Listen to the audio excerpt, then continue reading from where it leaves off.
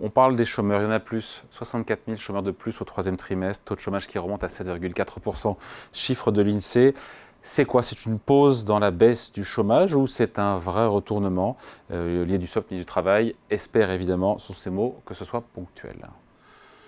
Vous ne savez pas? Non, mais si, moi je vais vous dire. Là, on parle de 64 000 emplois, toujours, là encore, il faudrait dire... Chômeurs. 64 000 Oui. chômeurs, donc non, Oui. pas de moins. Il faudrait dire quelle catégorie, à quel moment, quel endroit, etc., quelle typologie.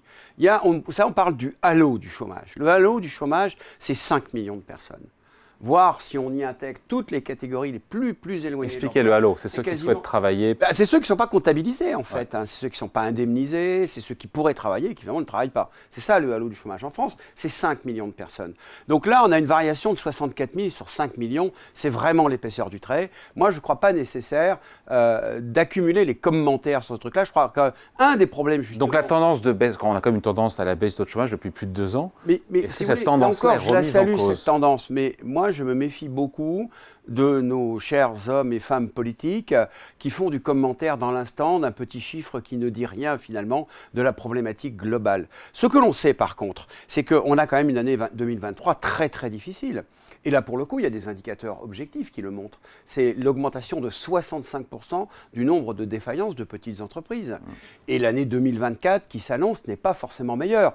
Moi, j'entendais tout à l'heure, vous annonciez, pas vous, mais sur votre antenne, le résultat du CAC 40. Le CAC 40, au-dessus de 7000, super, mais ça ne dit rien de l'activité économique réelle. Bien sûr, ce sont les 40 plus grandes entreprises françaises qui, à 80%, font leur chiffre d'affaires et leurs profits en dehors de France. Et qui, par ailleurs, mettent sous pression la chaîne de valeur, captent les marges, etc. Donc, ça ne dit pas tout de l'économie. Il faut s'intéresser à l'ensemble du territoire économique et il y a quand même de grandes difficultés. Et ces difficultés, on le sait, elles sont liées au fait que différents secteurs économiques ont anticipé la reprise d'après-Covid et donc ils ont d'une certaine façon un peu surestimé l'activité. Dans l'industrie, ils ont surstocké, etc. Ils ont accepté des hausses de prix qu'ils n'auraient pas acceptées en temps normal. L'inflation, c'est aussi ça. Ce sont des hausses de prix que la chaîne de valeur accepte au motif notamment de l'élévation des coûts de l'énergie. Mais qu'est-ce qui se passe au bout de 4 mois, de 6 mois, d'un an? Les entreprises, elles se disent, bon, j'ai pris les hausses de prix, mais finalement, mon produit, moi, je ne le vends pas beaucoup plus cher. J'ai stocké, maintenant, je vais déstocker. Et donc, tout ça contribue à ralentir, en fait, le système économique. Et ce ralentissement ne va pas s'arrêter. Nous, on a des indicateurs assez précis qui nous viennent de l'industrie. Souvent, l'industrie, c'est quand même quelque chose qui est assez signifiant finalement, et qui nous disent, on ne voit pas le redémarrage au premier semestre quand même.